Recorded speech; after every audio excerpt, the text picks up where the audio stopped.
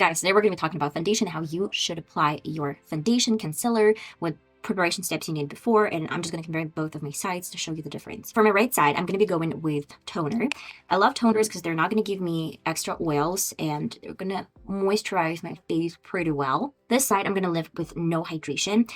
It's really important if you have extremely dry skin and you have patches of your skin. Believe it or not, if you do not hydrate your skin, it's going to leave a lot of spots of your skin underneath your foundation and it's going to look super cakey and weird.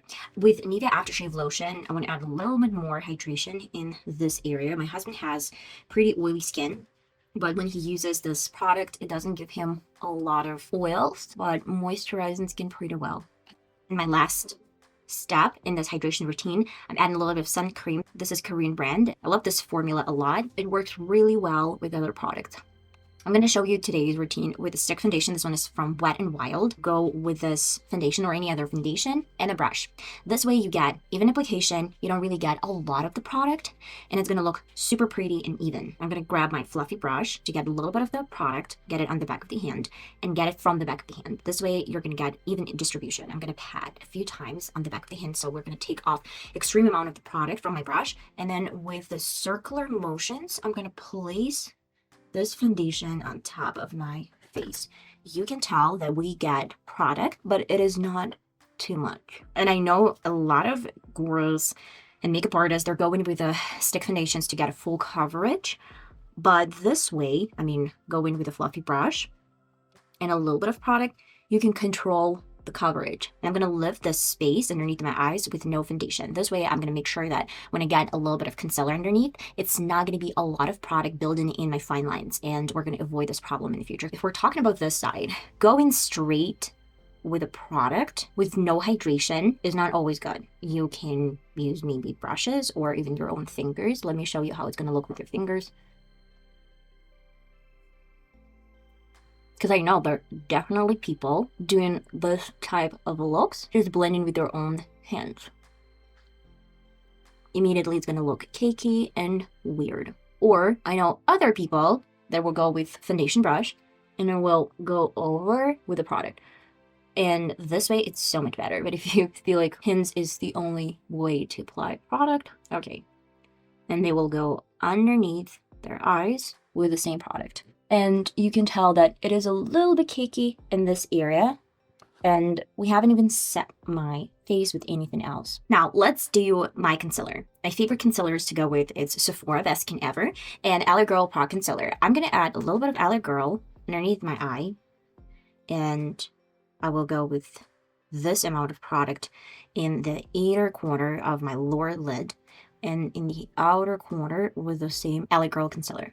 And then I will probably go with a little bit of the same Sephora concealer over my forehead, this much, my chin, my favorite thing. And sometimes I clean this area whenever I use a little bit of contour. For this side, I will be going with probably the same Sephora concealer. And I'm going to be generous. I know that a lot of beauty gurus and a lot of TikTokers, they're just going full force with this amount of product in here and there. And honestly, I did see a lot of them going this harsh. And for this side, I will go with my own finger. And now I'm going to go with my beauty blender all over my face.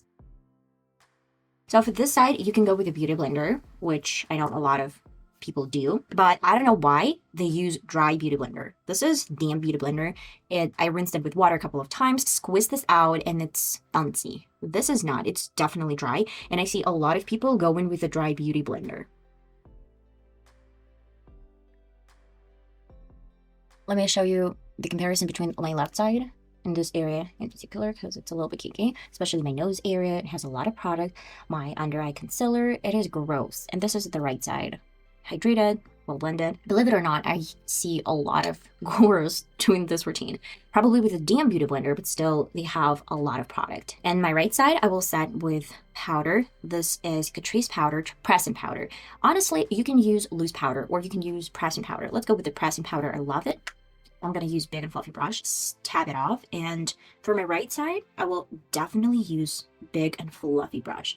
I'm not going to use my makeup puff because if you watched one of my previous videos, I showed you that makeup puff is given so much product that it's going to sit in the lines and it's just going to crease really, really fast because the amount of product is a lot.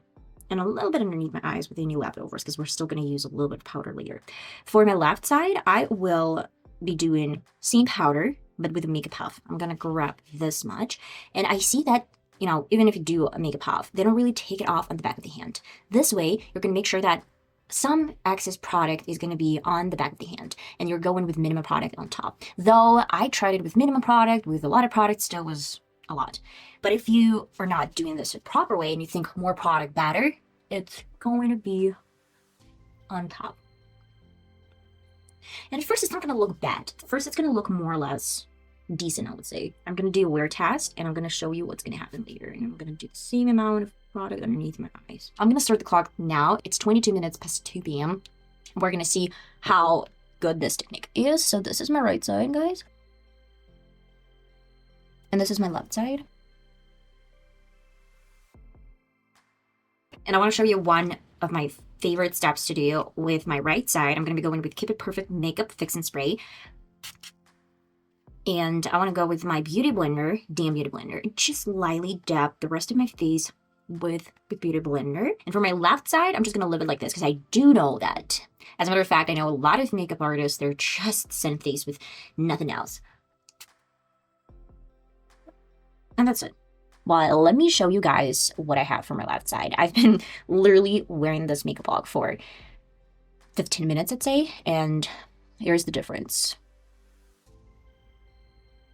Okay, guys, I'm going to show you what I have for my left side. Underneath my eyes, you can tell that I have vivid lines, as well as this area is extremely cakey. I don't know if you can tell. Let's zoom in this area in particular. Well, it has a lot of it. I mean, this side is so much better. We don't really have a lot of cakiness in this area. I have pretty nice under eye area. It doesn't have that much creasing, though I would say that I have a lot of the same creasing lines for both of my sides. And the smiling line is extremely good. I mean, for smiling and talking, to be fair, I'm going to show you guys that it is 26 minutes past 10 p.m. So it means that I've been wearing this makeup look for 8 hours. And for 8 hours, which is pretty normal working day, even less than the working day, well, you're going to have a disgusting makeup look or a very nice and so much better makeup look at the end of the day. It's up to you guys, which is your favorite option to choose from. And I'm going to see you in my next tutorial, hopefully. Bye-bye.